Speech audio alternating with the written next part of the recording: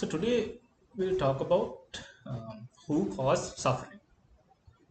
So I've heard that in one of the sutras there's a dialogue similar to this. Right? So it's asked somebody asked from the Buddha, did I create suffering? And the answer is no. Then they asked, did someone else create suffering? Again the answer has been no. Then it's asked, did someone and I create suffering together? Again the answer had been no.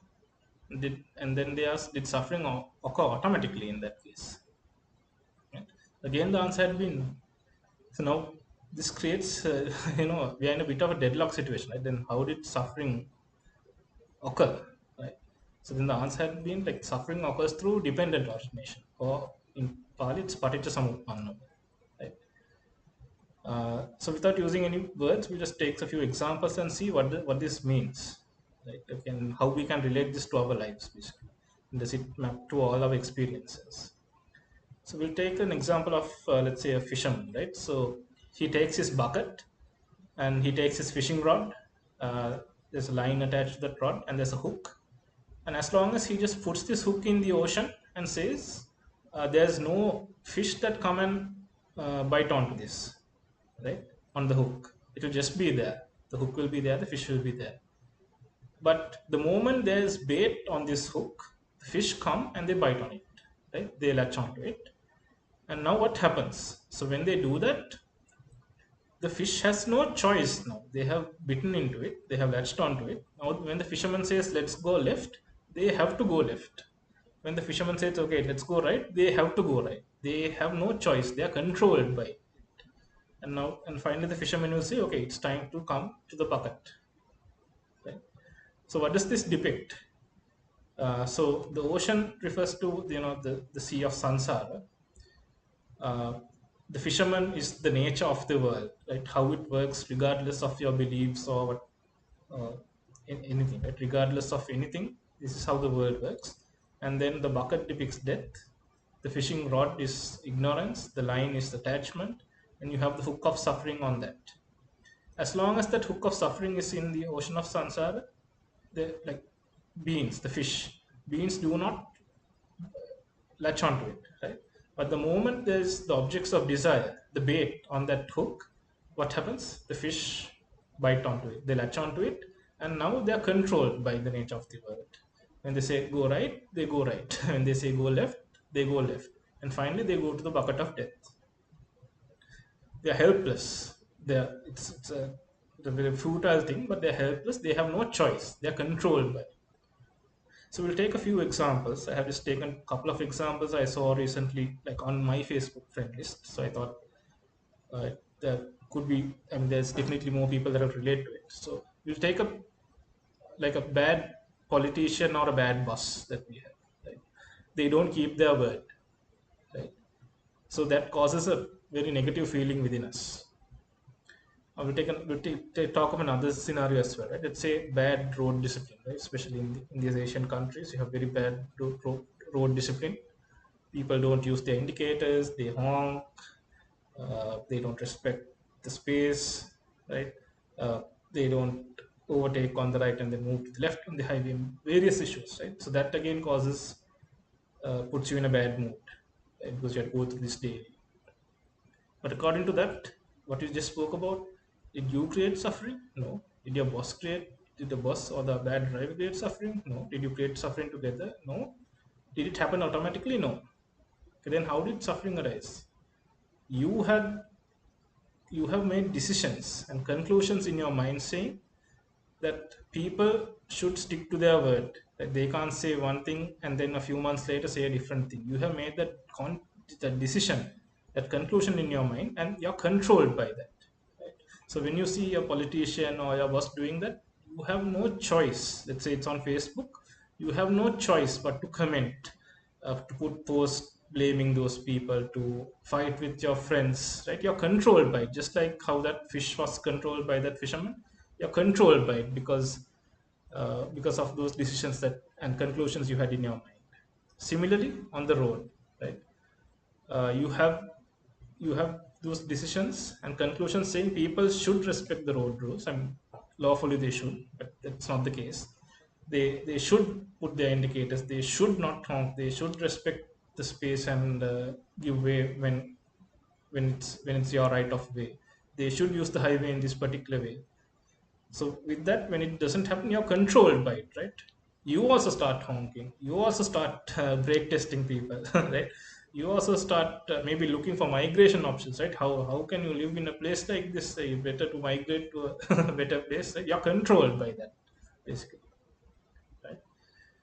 So helpless, right?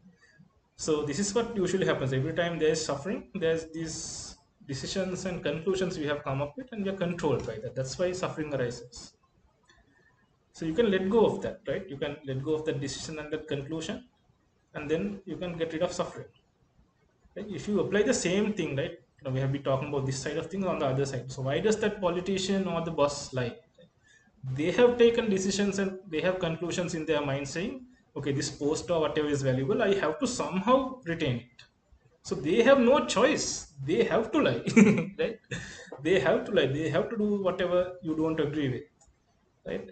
And even the bad drivers on the road, they have taken decisions and conclusions. They have conclusions in their mind saying, okay, I have to get to this place, or I have to overtake that bus and somehow get those passengers or whatever, right? They are controlled by it. Then they don't care about the other people on the road, right?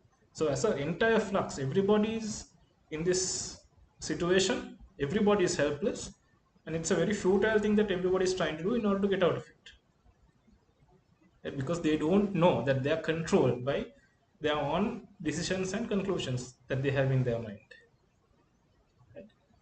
To drive the point home, we'll take another example, right? So we take this fruit. It's a durian fruit. I've heard this from a Thero many times. Every time I listen to it, it gives me a deeper and deeper meaning. So we'll take this fruit and we'll ask somebody, do you like the smell of durian? It will depend on who you ask, right? Some will say it's good, some will say I hate it. It's so bad, I don't like it. So we'll take those two groups side by side. We'll ask them, okay, it looks like a bit of a like a greenish yellow. Does it look greenish yellow to you? This group and this group, right? It looks the same to both groups. Then you weigh it, right? Let's say it's 1.5 kilograms. You ask the folks that say it's good, does it weigh like 1 kilogram for you? They will say no, it's 1.5 kilograms, right? The other group you ask, does it weigh like 5 kilograms because you hate it so much? No. It's still 1.5 kilograms, right? Similar to the the rough edges, right? If you ask them that sensation, is it the same? Does it feel like cotton to the people who like it and like razor blades for the others? No, right? It's the same uh, sharpness that both of them feel. So then what happened to this smell, right? Why did we divide based on smell? We'll go to another example for that, right? So we'll see, let's say somebody is wearing a yellow sunglass. When they look at the world, they see the world as yellow. If they are wearing red sunglass, they see the world as red, right? So similarly, if you are wearing a yellow sunglass and you look at durian, you will see the durian as yellow. Right? If you wear a red sunglass and look at durian, you will see the durian as red. So yellow means you like it, you have made a decision and a conclusion in your mind saying it's a very nice fruit, I like the taste of it, that smells wonderful to you. Red means you don't like it, you have made that decision and a conclusion in the head, in your mind saying, I really don't want durian, that smells awful to you. The durian simply had a smell. How it became a good smell or bad smell is based on the sunglasses you were wearing when you were looking at it. Now think of the politician, the boss, the bad drivers, and the sunglasses you're wearing. Right? You're wearing a red sunglass, right? And you're looking at the world through that. The issue with this is like wearing a sunglass and trying to fix problems. It's like it's like you're trying to cover the entire world with a nice expensive soft carpet so that anywhere you go it's very smooth and comfortable. Right?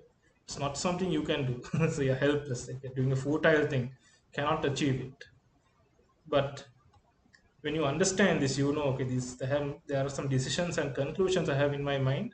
That's the reason for suffering. So if that is not there in a mind, if those are not there in a mind, then the suffering is not there. Right? So when you have that, it's like you're wearing a very comfortable pair of shoes, that you can go for in any terrain. You won't be affected by it. Here you thought covering the entire world is what gives you peace. Here you know you can have mental peace in this very moment, in this very second, that you can have mental peace. So this thing we cannot see for ourselves. That's why we are very grateful to Buddhists, right, for telling us this theory, because we are always looking at it from our point of view, wearing the sunglasses. The Buddha says, no, remove it, and then you will have proper, like true mental peace, and not just mental peace, the resulting relaxation of the body based on that peace as well.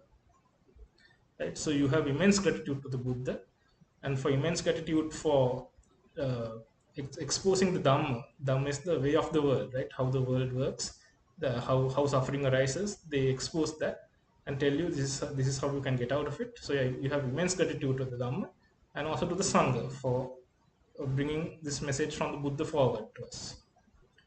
And when you know this, you know that the best thing one being can do to another being is to convey this message, or at least to create the environment where at least in future they will get this message. And that's the best thing one being can do to the other. So that's why this is also an attempt to do that. Right? That's one of the best things you can. That is the best thing you can do, not one of the best thing. The best thing you can do. And then you know that as long as you're wearing the sunglasses and looking at the world, you're controlled by it, right? Like that fish who uh, took those objects of desire, they beat into those objects of desire, and they got caught to the hook of suffering. You're controlled by it, right? You are helpless. So then you know that you have to somehow get out of it. Everything you do with wearing these sunglasses is a futile effect. You don't want to be helpless like that.